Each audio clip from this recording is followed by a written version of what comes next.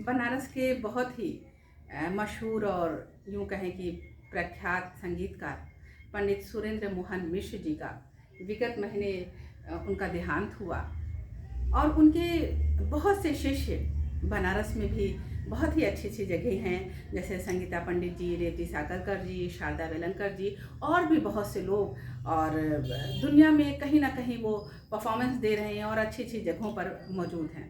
तो उनके बारे में आज जो हमारे पंडित सुरेंद्र मोहन मिश्र जी, जिनका विगत महीने उनका देहांत हुआ, उनके बारे में हम बातचीत आज करेंगे पंडित राजेश्वर आचार्य जी से।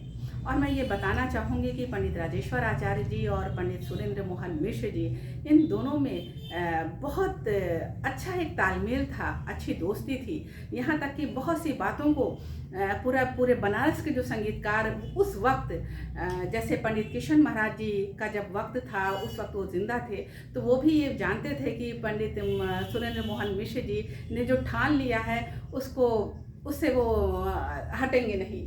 लेकिन एक सिर्फ आप ही एक ऐसी शख्सियत थे पंडित राजेश्वर आचार्य जी कि आप इनकी बात मानते थे और जो ठान लेते थे उससे थोड़ा सा अलग हट भी जाते थे। तो सर, मैं ये चाहूँगी कि आप उनके बारे में, बल्कि हम उनको सबसे पहले हम उनको श्रद्धांजलि अर्पित करेंगे अपनी, कि आज वो हमारे बीच नहीं है। लेकिन सर, ये आपसे उनका क्या रिश्ता था और इतनी बातें वो आपकी मानते थे, तो कुछ पुरानी यादों की झरोखों की तरफ चलिए और बहुत सी ऐसी बातों को हम आपसे जानना चाहेंगे जो बहुत लोग नहीं भी जानते हैं। मैं आपके प्रश्न का आरंभ करना चाहूँगा कवि और कविता की दृष्टि से। धर्म नहीं, काव्य धर्म मर्म जो किसी भाषा हो, किसी धर्म का हो, कविता विराजमान रही है। उस दृष्टि से महात्मा भक्त शिरोमणि तुलसीदास जी ने रामचरितमानस रामायण लिखी, तो उसमें एक श्लोक है, स्वांतः सुखाय तुलसी रघुनाथ गाथा। मैं अपने सुख के लिए, अपनी अंतरात्मा की प्रसन्नता के लिए रघुनाथ की गाथा के बारे में लिख रहा हूँ। उन्होंने इसकी परवाह नहीं कि इससे मैं कवि महाकवि हो जाऊंगा, मुझे ख्याति मिलेगी। यह एक प्रधान बिंदु पर रचना धर्मियों के लिए एक आदर्श बिंदु है। हम रचना किसके लिए कर रहे हैं? आत्माभिव्यक्ति कर रहे हैं या आत्म विज्ञापन कर रहे हैं कि हम कवि हैं? हमको ये अच्छा लगा। शबरी भगवान को जूठा खिलाने के लिए बेर नहीं चीख रही थी, हम मीठा बेर खिलाएं इसलिए वो चीखती थी, उसका स्वाद लेके मीठा चुनती थी। वह उससे ध्यान ही नहीं गया कि मैं भगवान को जूठा खिला रही हूँ तो ये पाप है या पुण्य है। मुझे भगवान को खिलाना। दूसरा उदाहरण है कि भगवान ने पूछा कि उद्धव ने पूछा भगवान से कि आपका सबसे बड़ा भक्त कौन? तो ठीक है, बताऊंगा। उसके बाद भगवान ने, कृष्ण ने कहा कि मेरे पेट में बहुत दर्द हो रहा है। और तो दवा पूछा, कहा मेरे किसी भक्त के चरणों की धूल ला के दे दो तो दर्द ठीक हो जाएगा। नारद समझ लीजिए त्रैलोक्य में सब घूम के चले गए और नहीं मिला, कोई भक्त देने को चाहे भगवान को अपने चरण की धूल हम देंगे। तो उद्धव ने कहा कोई तैयार नहीं। कहा तुम ब्रज गए थे, ब्रज में गोपिकाओं ने देखा तो उतावली होकर पूछते मेरे कृष्ण कैसे हैं, उनका कैसे तबीयत है, क्या है? तो कहा उनको पेट में दर्द हो रहा है। कहा क्यों, कौन सी दवा चाहिए, कहाँ चाहिए? तो कहा कि अरे उनको किसी भक्त के चरण की धूल चाहिए। तो कहा ले जाओ, हम लोग तो घूम ही रहे हैं, ले जाओ, तुम बात क्या कर रहे हो? करे भगवान को पैरों की धूल दोगे, क्या होगा? क्या करे 7 जन्मांतर हम नरक में रहेंगे, मेरे प्रिय को आराम तो मिलेगा, तुम ले जाओ, मूर्ख हो तुम, गाली देके विद्या ले जाओ। उसी प्रकार कला विषयों में कलम की नोक पर अपने कलेजे में चुभा के लिखने वाले शायर भी हुए हैं, जिन्होंने दरबारों की परवाह नहीं की, जिनकी कुटिया के पास बादशाह खुद ही आया करते थे, वो कबीले, उनके लिए उनकी कविता और वो बादल इसलिए थे वो ऊपर वाले। तो तो इस तरह से संगीत रचना चाहिए। इस तरह व्यापक विषय है संगीत, और इसका बहुत ज़्यादा हर क्षेत्र में उपयोग हुआ है। प्रचार में हुआ है, भीख मांगने में भी हुआ है, आध्यात्म में हुआ है, भक्ति में हुआ है, प्रचार में, विज्ञापन में हुआ। और साउंड इंडस्ट्री की अगर बात करें आप, तो विश्व में बहुत सी कंपनियां ऐसी हैं जिनका सालाना खर्च किसी राष्ट्र के सालाना खर्च से कम नहीं है। तो उस दृष्टि से वो अलग की बात है, बड़ा व्यापक विषय है। तो संगीत की दृष्टि से अगर देखा जाए, कलाकारों की दृष्टि से देखा जाए, तो संगीत को उन्होंने माध्यम नहीं बनाया, संगीत उनका लक्ष्य था। यानी कि सुरेंद्र मोहन मास्टर साहब का को वो ही मास्टर लक्ष्य साहब था। कहते थे। यस, हाँ। इसीलिए मैं गाऊंगा तो मुझे ख्याति मिलेगी, मैं गाऊंगा तो मुझे पैसा मिलेगा, मैं गाऊंगा तो वहाँ का, ये उनकी दृष्टि से अलग था। शास्त्रों में भी इसका प्रमाण मिलता है। 15वीं शताब्दी के अंतर्गत संगीत रत्नाकर शारंग देव जी का लिखा हुआ ग्रंथ है, जिसमें 5 कोटि 5 श्रेणियां शिक्षा का, जो आपको सिखाने के लिए मेथोडोलॉजी भी चाहिए, किस कारण से कैसे सीख पाएगा ये। मैं थोड़ा सा आपको इंटरप्ट करना चाहूंगी कि जैसे कि उन्होंने अपने समय में बहुत कम गाया। नहीं ऐसा बता रहा हूँ। हाँ। तो शिक्षा का मतलब कैसे सिखा दे, उसके तरीके को। दूसरा अनुकार, कॉपी कर लेना, ये भी काम में आता है। तीसरा है इंटरटेनिंग, रंजक। तो रंजकता तो सर्कस में भी आती है। तो क्या संगीत और सर्कस का लक्ष्य एक ही है? नहीं। इसके बाद चौथा है भावुक, आपके सेंटिमेंट्स को छूता है जो, ठीक है। बच्चे को सुलाने की लोरी है तो लगे कि माँ गा रही बच्चों को सुलाने के लिए। चौथा भावुक, सेंटिमेंट्स। पांचवा है रसिका। न कोई बड़ाई करने वाला है न वो सुनाने वाला है, सब तीसरे तत्व में डूबे हुए हैं, अपने को भूल गए।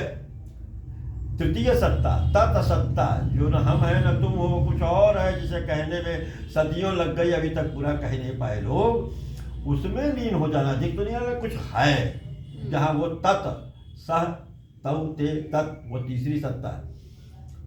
तो ये संगीत की साधना में भावुक चौथे लेवल के कलाकार थे। अच्छा, संगीत साधना में चौथे लेवल यानी भावुक वाले। उसके बाद आता है रसिका, इंटरटेनमेंट। इसीलिए वो उन्होंने कार्यक्रम नेपाल दरबार में दिया, सब दिया, लेकिन बहुत जल्दी स्टेज से हट गए। हाँ, यही मेरा कहना है, मतलब कि वो बहुत जल्दी स्टेज से हटे। क्योंकि हम यश मिलेगा, फिर पैसा मिलेगा, फिर हमको आत्मसुख मिलेगा। पहले पैसा मिलेगा, लोग जानेंगे, और फिर सामग्री आएगी, और फिर बड़ी गाड़ी में बैठेंगे, तब मुझको सुख मिलेगा। यहाँ डायरेक्ट आग में हाथ डालिए, तुरंत जलेगा। उस स्थिति में संगीत का सुर लगाइए, तुरंत आनंद मिले। यह लक्ष्य जो था वहां वो पहुंच चुके थे। अच्छा, मास्टर साहब। यस, इसलिए उन्होंने सामान्य मंचों पर जाना होना छोड़ दिया। इवन दो उनको इतना सुख संगीत से मिलता था कि मानपत्र सम्मान करने के लिए वो भी छोड़ दिया, नहीं जाते थे सम्मान लेने में। अच्छा। क्योंकि सबसे ज्यादा मान मेरे मन को मनाता तो मेरा माना हुआ सुर है, इससे ज्यादा कोई क्या देगा। मतलब देखिए, संगीत में वो डूबे हुए थे, और इतना डूबे हुए थे कि उनको किसी मान सम्मान की जरूरत नहीं थी। वो तो कहते थे कि हमारा मान सम्मान तो मेरा संगीत ही है। इसीलिए सब सीखने जाते थे उनसे, बड़ों ने सीखा। एक उम्र सबको संगीत गाने की होती है, स्टेज पर आने की होती है। ये इच्छाओं की पूर्ति के लिए उनके पास गए लोग, और उन्होंने सबको दिया भी, लेकिन खुद नहीं गए। एक बार ऐसे ही कार्यक्रम रखा गया था, वो कभी स्टेज पे जाना छोड़ दिया था उन्होंने। अच्छा। तो लोगों ने कहा कि वो मोहन मास्टर साहब कहे जाते थे। हाँ, क्योंकि सुरेंद्र मोहन मिश्र नाम के 2 कलाकार हुए हैं। एक मेरे कुलीग थे, इंस्ट्रक्टर थे, बाद में वो लेक्चरर हुए। सुरेंद्र मोहन मिश्र सितार वादक, रंगनाथ जी के भाई थे। वर्तमान में वीरेंद्र मिश्र जो है सितार वादक, उनके पिता। तो सुरेंद्र मोहन मिश्र वो पूरा नाम लिखते थे, और ये मोहन मास्टर साहब के नाम पर खास, क्योंकि वो CHS central Hindu girls school में म्यूजिक के आप टीचर थे, इसलिए सुरेंद्र मास्टर साहब ही बोले जाते थे। हाँ, तबला सहायक भी थे वो, तबला। जी जी जी जी। तो बात उठी, तो यहाँ पर सुरगंगा करके एक कार्यक्रम यहाँ पर काशी में 80 घाट पर रखा गया। तो बात हुई कि उनका सम्मान किया जाएगा और उनका कार्यक्रम भी रखा जाएगा। लोग गए, जैसा कि प्रतीत था कि वो नहीं जाएंगे। अच्छा। नहीं कर दिया उन्होंने। अब व्यक्तिगत कलाकार की गुणवत्ता का प्रेम क्या था, इसके उदाहरण में मैं कह रहा हूँ। स्पर्धा होती कि मैं बड़ा कि तू छोटा, लेकिन संगीत पर आके दोनों बड़ा छोटा समझ के हम लोग एक कैसे थे। अपने से प्यार और नमस्कार करना अलग है, जहाँ वो अपने से सह न पाता हो, ये बिंदु मैं स्पष्ट कर रहा हूँ कि आज के कलाकारों में क्या है कहीं ये संबंध।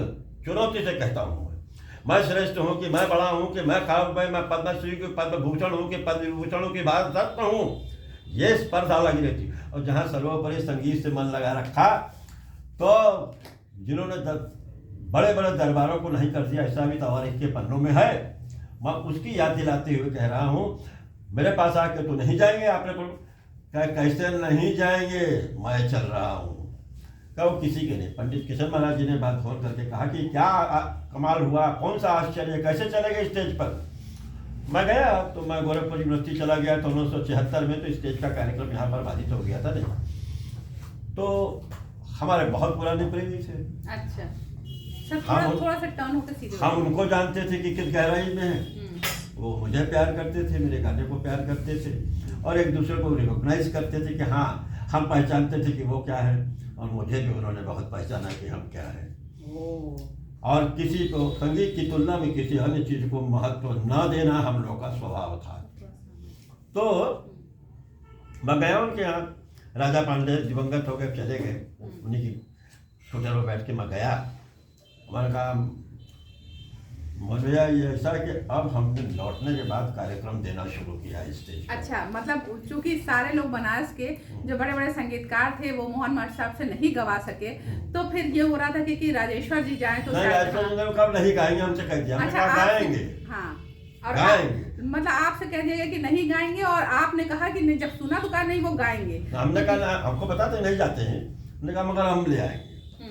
मैं अपने को परखने गया था। मैंने कहा कि भैया मेरे बहुत प्यार करते थे, मेरे गाने को भी प्यार करते थे, डूब के गाते हो सब कुछ। कहा भैया हम वहाँ तो स्टेज पर हम गाने गए थे, भाग गए हैं, फिर से शुरू किया स्टेज, गले लगा लिया और कहा वाह भाई वाह, बहुत शुभ समाचार दिया, बहुत सुनापन था, ये बड़ा भोजपुरी में कहा ये बहुत बढ़िया कही है यार, तबीयत खुश होकर बात है। ठीक, फिर मैं कहा कि ऐसा हो, भोजपुरी में हमने कहा कि आपका कार्यक्रम क्या है यार, हम तो देखते हैं प्रोग्राम, नहीं ऐसे तो ठीक। हमने कहा, फिर हमने एक प्रश्न पूछा उनसे कि मोहन भैया आपको हमारे बचपन से लेकर अभी तक याद है कि हमने जो कहा हो, जुबान दिया हो, तो उसको तोड़ा है कि नहीं। कहने आज तक तो ऐसा नहीं हुआ। कुछ भी हो जाए, लड़ना झगड़ना, उससे भी लगे जुबान से निकल गया कि हम करेंगे तो वो किया है, हम जान दे देंगे लेकिन करेंगे वही। मैं कहा तो ठीक है, तो हम कल प्रेस कॉन्फ्रेंस बुलाने हम जा रहे हैं और ये कहने जा रहे हैं कि मेरे कहने पर सुरेंद्र मोहन मार्ग साहब ने नहीं गाने की इच्छा व्यक्त की, अतः मैं भी अब स्टेज छोड़ रहा हूँ। मैं कल प्रेस कॉन्फ्रेंस में कहने लिपट गए, रोने लगे कि ऐसा अत्याचार। मैंने कहा क्यों, अब तो कह दिया तो कह दिया, आप स्वतंत्र हैं गाने लगाने के लिए, तो हम क्यों नहीं स्वतंत्र हैं, हम भी नहीं गाएंगे। फिर लिपट के रोते हुए कहा कि हम गाएंगे, और मंच पर आए और मंच पर कहा मुझे ऐसी धमकी दी गई थी कि मुझे गाना पड़ रहा है, मंच पर ही कहा उन्होंने गाया। फटाक से दूसरे दिन फोन आया किशन महाराज जी का, ये कौन सा चमत्कार किया भैया, कहा कहले तो कि 25 साल से मंच से उठा हुआ आदमी गाने को तैयार हो गया। उन्होंने कहा आपसी दबाव था एक दूसरे का, उनको सुनना हमें था और हमें नहीं सुन पाएंगे इसका कष्ट उनको था। हमने कुछ दांव पे लगा दिया था, कह सकते थे कि चाहे गाओ चाहे मत गाओ, हम नहीं गाएंगे, लेकिन ना, इतना प्यार उस आदमी को भरा हुआ था और इस स्तर का आपस में एक दूसरे के विषय से प्यार था कि तुम्हारा और हमारे साथ का हम लाएंगे स्टेज पर, देखो तो एक बार कि किस गहराई में है ये आदमी। और गाया उन्होंने, तो वो दिमाग छोटा बड़ा पुरस्कार लोभ लाभ से परे थे, क्योंकि उनको असली लाभ मिल गया था, असली लाभ मिल गया था। माध्यम नहीं था संगीत, इस शब्द को अंडरलाइन करिए, संगीत उनके लिए माध्यम नहीं रहा था, संगीत उनके लिए लक्ष्य था। अच्छा, अब मैं ये भी बताना चाहूँगी कि जिस तरीके से सर ने भी बताया कि पंडित किशन महाराज जी कह रहे हैं कि 25 साल से जो इंसान स्टेज पर नहीं आया हो, जिसने गाया ना हो, वो कैसे तू का कह देला राजेश्वर की वो गाय लगलन। तो इस तरह की चीज़ें सोचिए कि, और वो 25 साल से स्टेज पे नहीं है, और राजेश्वर सर ने कहा और वो तैयार हुए, और जिस तरह का अनुरोध उन्होंने किया, क्योंकि राजेश्वर सर धमकी देने में भी बड़े मोहब्बत से धमकी देते हैं कि अगला इंसान तैयार हो जाए, उन्होंने कहा कि मैं भी तब छोड़ दूंगा। तो ये बहुत बड़ी चीज़ है। और एक चीज़ और भी मैं अपने दर्शकों को ये भी बताना चाहूँगी कि सर ये था कि वो तो बहुत ही सादगी में रहते थे, गरम में बैठे हुए हैं, कोई नहीं, मतलब कभी कभी शिष्य बहुत बड़े बड़े भी इनके थे, पैसे वाले अमीर भी थे। हम बीच में छोड़ना चाहते हैं कि क्या बात है कि मोहब्बत में फटे हाल सब कुछ है, गर्मी बरसात है, लेकिन महबूब का चेहरा जाता नहीं और दुनियावी कष्ट महसूस नहीं होता, क्योंकि ध्यान लगा है उसका उसी तरफ। सही बात है। तुमने कैसे देख लिया कि मैं ऐसे हूँ, कहावत है ना। अब वो लंबी बातचीत हो जाएगी। नहीं, हाँ, जो मैं समझ गई कि तुम्हारा ध्यान कैसे गया। हाँ, वो नमाज वाले मजनू की वाली भी बात ये है। हाँ। कि मैं तो उसमें डूबा हुआ था, हाँ। अपने महबूब में, लेकिन तुम कैसे अल्लाह के उसमें डूबे थे कि हाँ तुम ना, नहीं, वो अकबर के बारे में भी कही जाती हाँ, है, शहंशाह अकबर के। तो वो पढ़ रहे थे, इबादत कर रहे थे, और उनके आसन पर पाँव पड़ गया, और अपने प्रेमी को दूर से देख रहे थे, इशारा कर रही थी कि मत आओ इधर है, और वो भूलते कहे। तब अकबर ने आँख खोलने के बाद कहा कि तुझे पता नहीं है कि मैं इबादत में हूँ और तुमने पाँव रखा, तेरी गर्दन का हुजूर, मैं इतने साल से खिदमत में हूँ, क्या मैं इतना भी नहीं जानूंगी। लेकिन ये दुनियावी इश्क में यह हालत हो गया कि मैं अपनी मौत को भी भूल गई और आपके आसन पर मेरा पाँव पड़ गया। आप तो हुजूर उससे लौ लगाए हुए थे, आपकी नज़र कैसे पड़ गई कि आपके आसन पे मेरा कदम पड़ गया। ये वही सी बात कि दुनियावी चीज़ से, संगीत से दुनिया नहीं, दुनिया छोड़ के ऊपर वाले को पुकार लौ लग गई थी। अब इन सब चीज़ों का वैल्यू क्या था उनके लिए, उससे बड़ी चीज़ हाथ लग गई थी। जब कोहिनूर हाथ में लग गया तो अरे गहरे नगीनों पर निगाह नहीं जाती। सही बात है। अच्छा, तो उन्होंने एक एसी वाली भी बात मैं जानना चाहूंगी कि किस तरीके से वो गरम में थे, उनके शिष्य भी बहुत पैसे वाले थे। अभाव ही नहीं था, इतना संगीत का भाव भरा था कि बाकी अभाव बेकार था, अभाव बेकार था, चिंता ही नहीं थी। जो मौसम ने दिया है, जो दिया है, वो क्या कहते थे इस मौसम के लिए भी, वो कहते थे, उन्होंने क्या कहा जब एसी वाला आया और लगाने के नहीं, वो आए, एक बहुत बड़ी शख्सियत से वो आए, देखा कि गर्मी में ऐसे पड़े हुए हैं, तो सब में एडजस्ट है, क्योंकि स्वर का चिंतन ही लगा रहता था ना। वो संगीत उनके लिए एनेस्थीसिया नहीं, वो एकाग्र भाव था। बाकी चीज़ तो मौसम की ठीक है, गर्मी है, ठंडा है, फलाना है, ठिकाना है, तकलीफ है, लेकिन असल चीज़ क्या है। आपके बच्चे को चोट लग गई तो आप दौड़ कर भागते हैं भूल के, आग में माँ हाथ डाल देती है बच्चे को उठाने के लिए।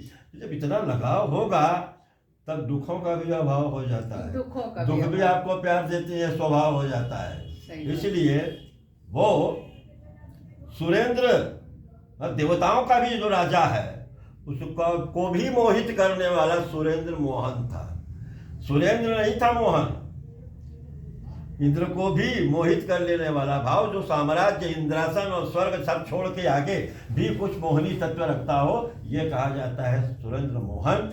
और मिश्र जो था उसमें स्वर ही तो मिला हुआ था, बाकी था क्या वो आदमी। इसलिए पता चला उनके चाहने वाले ने ऐसी भेज दिया फलाने से।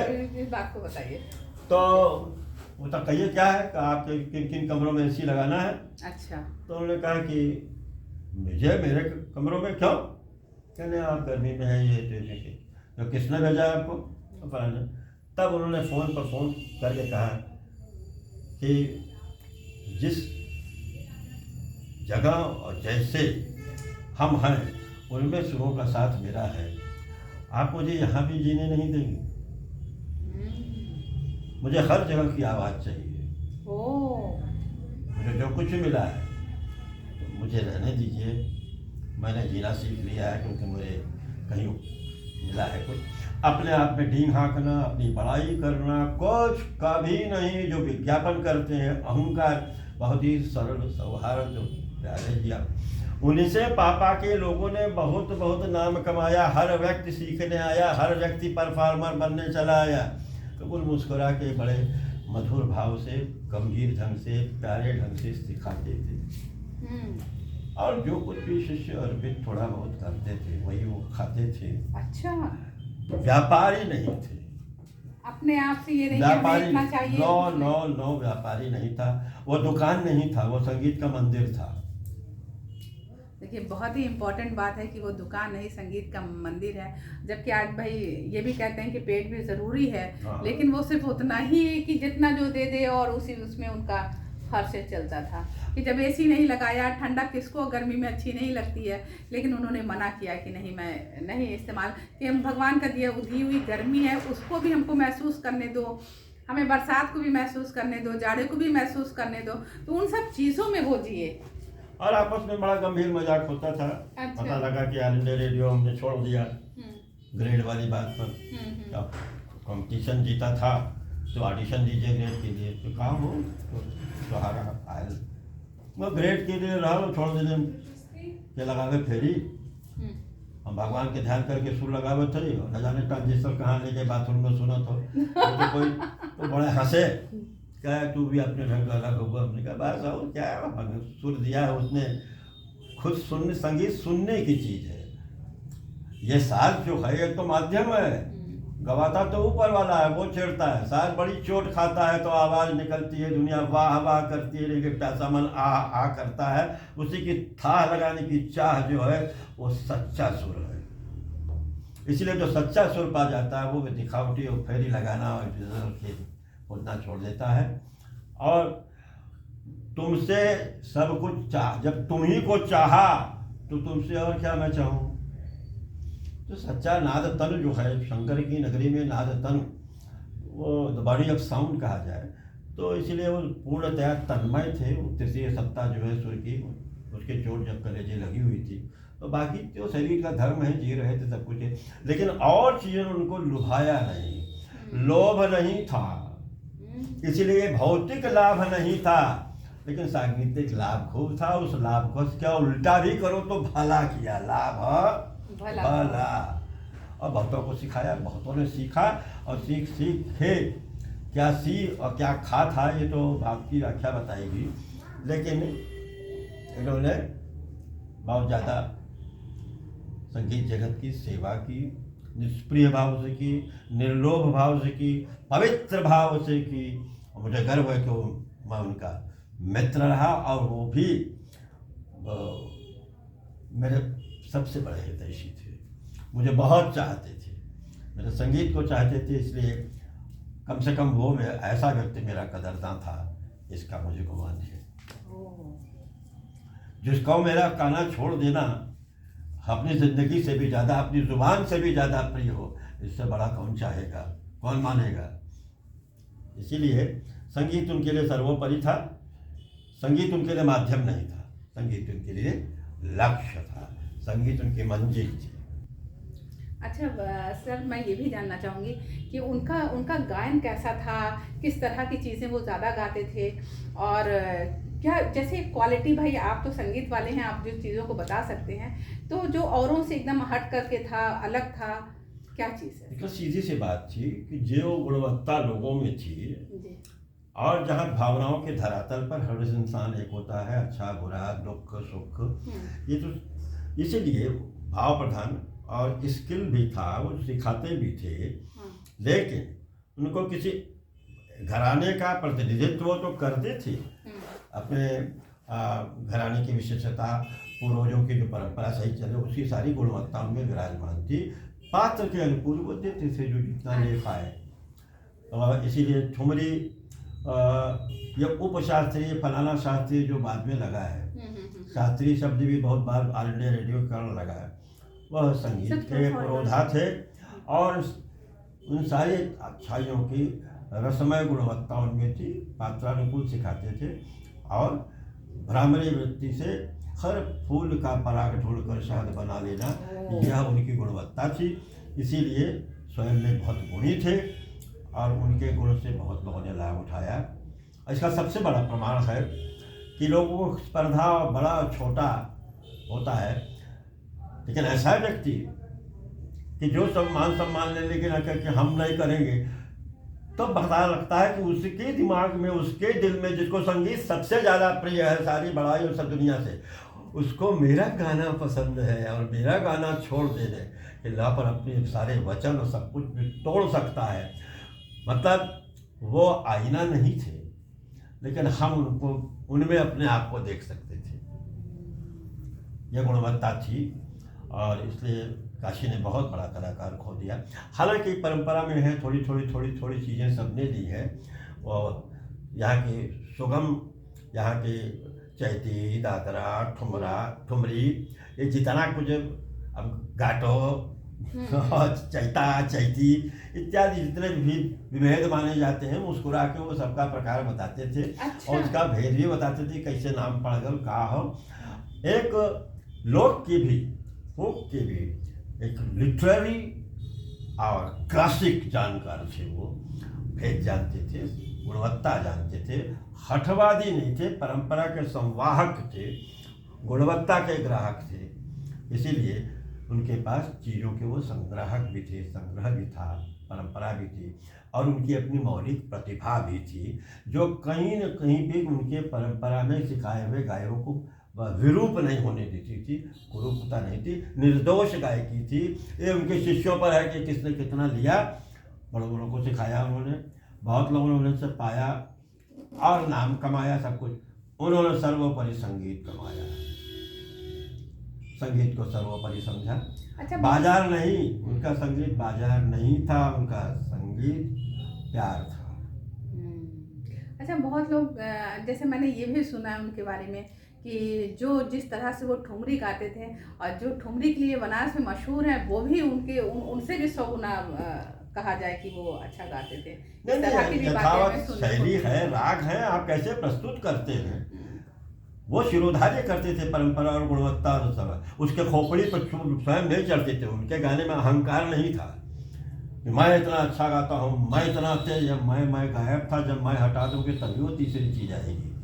फिर परम शालीन लोरी में कि मैं सुना रही तेरी माँ हूँ, सो जा, ये नहीं तो बच्चा कभी नहीं सोएगा, मर जाएगा। अपनी ममता के रस निष्पत्ति से प्यार देते हुए वत्सलता का दूध पिला के जब सुलाती है तब सोता है। इसलिए उनका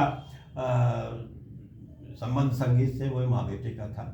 जैसे बेटे को दुलार करती है माँ, वैसे ही उनको सरस्वती का वरदान था, और वैसे ही उन्होंने संगीत को अपनाया। संगीत को उन भौतिक चीज़ों, नाम दाम फलाना ठिकाना, इससे नहीं नापा। वो संगीत का सौदेबाज नहीं था, सौदाई था। सही बात है कि वो संगीत के सौदेबाज नहीं थे, बल्कि सौदाई थे। और अब तो कहा ही जाता है कि भाई देखिए सर, बहुत सी चीज़ें कहते हैं ना कि भाई पेट के लिए तो कुछ हमको करना ही होगा। मैं तो कहीं याचना करने नहीं गया, दुनिया गई कि उनके दरवाजे पर सीखने हो। जो नहीं आ सकता था, अक्षम था, उसके यहाँ गए, लेकिन आ सकते हो तो मेरे घर आओ। लेकिन वो व्यक्ति अपने आप में अनूठा था, और संगीत की दुकानदारी नहीं की उसने। अपने रागों और सुरों को बेचा नहीं। अपने दरवाजे पर अगर छोटा सा गुड़ भी खिला के पानी पिलाया, लेकिन सर पर ले लो गुड़ उतना किलो बेचने नहीं गया। संगीत का जैसे राग दरबारी ले लो, राग कान्हा ले लो। संगीत की फेरी नहीं लगाई, ठेला नहीं लगाया, और न आत्म विज्ञापन किया, न अहंकार था। न जाने कैसे खुदा ने उन्हें बनाया, और हड्डी वड्डी भी थी, बना वो पाँव से लेके पैर तक संगीत ही संगीत था। एक ऐसा साज था जिसमें कहा जाएगा कि निर्दोष व्यक्ति, हाँ, जो लोग दुनिया, ख्याति, पैसा इससे पहचानते हैं, वो शायद उनको नहीं जानते, लेकिन हाँ, माँ और दुनिया से ज़्यादा उनको पहचानता था, जिसका मूल्य है था। मुझे जितना वो जानते थे उतना बहुत कम लोग जानते थे, और इसलिए मैं बहुत बता सकता हूँ तो किस धरातल के संगीतकार थे और कहाँ थे। उनको ना विज्ञापन चाहिए था, ना नाम चाहिए, उनको संगीत का प्रज्ञापन चाहिए था, विज्ञापन नहीं। सेल्फ एडवर्टाइजर नहीं थे, वो वाइजर थे, म्यूजिक के वाइजर थे। इसीलिए कुछ लेवल जो होता है, संगीत के लेवल के साथ उनका भी लेवल बढ़ता चला गया, उन्होंने अपने आप को संगीत में मिला दिया था। वो कहा ना कि सौदेबाज नहीं। देखिए, जब जैसा कि आचार्य सर बता रहे हैं, आचार्य जी की किस तरह से वो संगीत के सौदेबाज नहीं थे, बल्कि वो उनके रघु रेशे में उनके संगीत था। क्या होता है, उसका लिटरेरी वैल्यू क्या है, तो आप बता सकते हैं। तो उनके रघु रेशे में संगीत दौड़ रहा था, और ऐसा व्यक्ति जिसको आचार्य जी खुद कह रहे हैं कि वो संगीत जगत की बहुत बड़ी क्षति है उनका जाना। और उस व्यक्ति को संगीत नाटक अकादमी अवार्ड मिलता है। और जब मिलता है तो उनको लोगों ने कहा, अवार्ड नहीं बल्कि उनको रत्न मिला, संगीत नाटक अकादमी रत्न। मतलब वो निरपेक्ष थे अवार्ड हाँ, को तो नहीं, रत्न तब मिला जब बहुत इस उम्र में जाकर मिलता है। 5-6 साल पहले ही उनको मिला है, तो मुझे लगता है 4 साल पहले। तो उन्होंने उसके लिए भी कहा कि अरे राजेश्वर जो कर दें, तो इस तरह से। लेकिन सर ने सोचा नहीं कि अब उम्र के इस पड़ाव पर आ गए, लेकिन कोई अवार्ड नहीं, कोई कुछ नहीं, ऐसे लोगों को तो बुला करके घर जा करके सर के साथ देना चाहिए। वो व्यक्ति अवार्ड से बड़ा था, बिल्कुल, वो अवार्ड से बिल्कुल बड़े थे। लेकिन ऐसे के लिए तो जैसे आपने आखिर वो नाम रिकग्नाइज किया, जब आप संगीत नाटक अकादमी के आप अध्यक्ष हुए, तो आपने उनको उसके पहले ही मिल गया। तो हम कमेटी के सदस्य थे, सिलेक्शन कमेटी जो थी, तो पिछले 9 साल में लोगों को अवार्ड नहीं दिया गया। तो उस समय हम लोगों को मौका मिला, और वो ये पांडे जी थी वहाँ पर अध्यक्ष, पूर्णिमा पांडे जी, और वो समिति गई थी, उसमें मालिनी अवस्थी भी थी। हम लोग चुन के जितने 109 कलाकारों को दिया गया, उसमें 13, 14, 15 को दिया जाता, सबको दिया। उसी में हमको अवसर मिला, मैं इनको भी दिए। ये तो कभी प्रस्ताव करने वाले थे नहीं, लेकिन वो मौका मिला तो हम लोगों ने सबका नाम भी दिया। तो वो रत्न शायद चुन किया था इस तरह से, इसलिए वो संगीत रत्न। हमने वो जो ब्रह्मास्त्र चलाया था, मुझे पता था कि जो मैंने कहा कि अब मैं भी छोड़ दूंगा तो इस तरह नहीं पाएंगे और आएंगे ही आएंगे। इसलिए मैंने वो दांव खेला था कि मुझे इत्तेफाक मैं अपने प्यार की आजमाइश कर लूँ। मैं ठीक है, हम भी छोड़ दे रहे हैं, कल से हमको परवाह नहीं, इतने साल छोड़े नहीं। फिर शुरू किया था, बड़े प्रसन्न हुए, कह रहे वाह वाह बहुत अच्छा हुआ, बहुत अच्छा हुआ। तुमने कहा फिर जुबान तो हमारे पक्की है, अगर उनको सब बदलते कि नहीं नहीं, तुमने कहा हम कल से छोड़ रहे हैं, प्रेस कॉन्फ्रेंस बुलाते हैं। तो वो एक बिंदु है जीवन का कि आदमी जहाँ खुद अपने व्रत, अपने नियम, अपना संकल्प, अपनी प्रतिज्ञा छोड़ दे, ये बहुत ऊंची चीज़ है, बहुत ऊंची चीज़ है। उन्होंने दोस्ती को निभाया, दोस्ती का मतलब समझा, मित्रता क्या और मुझे मेरी कीमत समझाई कि आपकी कीमत मेरे लिए क्या है। हाँ, ये समझा, ये बहुत बड़ी बात है। तो मतलब वो सिर्फ संगीत की नहीं, मित्रता क्या है उसके भी बहुत अच्छे हैं। हाँ। और जब मन वैसा पवित्र होगा तभी पवित्र संगीत निकलेगा। गंदे बर्तनों से अच्छी चीजें भी गंदी हो जाती हैं। वह सुपात्र था, सुयोग्य था, इसीलिए सरस्वती की वीणा पर नोटों की थैली नहीं टांगा, नोटों की थैली और आत्मविज्ञापन का पोस्टर नहीं लगा। इसीलिए उसको सरस्वती की वीणा अच्छी सुनाई पड़ी, और इसलिए उस पर भी गुनगुनाता था। तो जिसको छू देता था वो भी पवित्र कुछ न कुछ पा गया। बहुतों को सिखाया, बहुतों ने सीखा। हम लोग तो खाली देख के एक दूसरे को हृदय से प्यार करते थे। इसीलिए मैंने क्या किया उनके लिए, मैंने कुछ नहीं किया। मैं आदर करता था, मैं प्यार करता था। अगर उसके बाद भी कहते नहीं यार सब राजेश्वर का हरकत हो, क्यों आप प्रचार मत करिए, कुछ मत करिए, तो गुण ना हैरानो, गुण ग्राहक हैरानो है। रतन नहीं धरती से खत्म हो गए, पारखी और जौहरी कम हो गए। सही बात है, पारखी और जौहरी कम हो। इसलिए उनको पता था कि जिस लेवल पर थे वो, उस लेवल की कदर कितनों को है, कौन वहाँ तक है। अगर उस दर तक पहुँचा होगा तो शायद जानता हो कि वो इबादत घर कैसा है और कहाँ वो रहता है, कहाँ कब पुकारने पर मिलता है। कभी खुद ही को बुलंद करना है कि क्या करना है समझ में आता है। तो इसलिए हमको उन्होंने बहुत प्यार दिया, और प्यार के ही अवतार थे। इसलिए शुरू में भी वही थी, मिठास थी, मधुरता थी, और वैसे उदार भाव से वो देते भी थे। पात्रों को देख के भगवान करे ऐसे संगीतकार पैदा होते रहे। अदरवाइज बनारस की प्रतिष्ठा और निष्ठा दोनों की एक मूर्ति थी वो। बनारस की प्रतिष्ठा भी थी और बनारस की निष्ठा भी थे सुरेंद्र मास्टर साहब। और कितना बहुत कुछ बातें पता चली सर से, और जिस तरह से उनकी मित्रता, उनके संगीत को लेकर के, उनकी दोस्ती को लेकर के, उनका जो डिटर्मिनेशन था उसको लेकर के, और किस तरह से प्रकृति में जो जीने वाला हिसाब था, ये नहीं कि गर्मी है तो हम ठंड में चले जाएं और ठंड है तो गर्मी में चले जाएं, नहीं, वो प्रकृति के चारों मौसम को वो जीते थे। तो इस तरह से एक बहुत अच्छी बात सर से मुझे पता चली। और आप लोग से गर्मी देखते हैं, वह लोग की आवाज़ सुन के हो कर रहा है, उसमें क्या है, प्रकृति के अच्छे तत्व को आने दे, पसीना हो रहा है, जिस समय कैसा सुनने के लिए गाओ। ठंड है, दांत कड़कड़ा रहा है, इस समय क्या है, अभी साढ़े में चले आ रहे हैं कहीं से मिले, अभी जाए कहा लो, कहे द्रुत गति से तराना चलो थो, कहा दांत कटकटा रहा है, द्रुत गति से तराना चल रहा है। कभी कभी अगर है तो बस समझने वाले समझ जाते हैं। इसीलिए वाह वाह की चाह नहीं थी, आह आह की राह थी।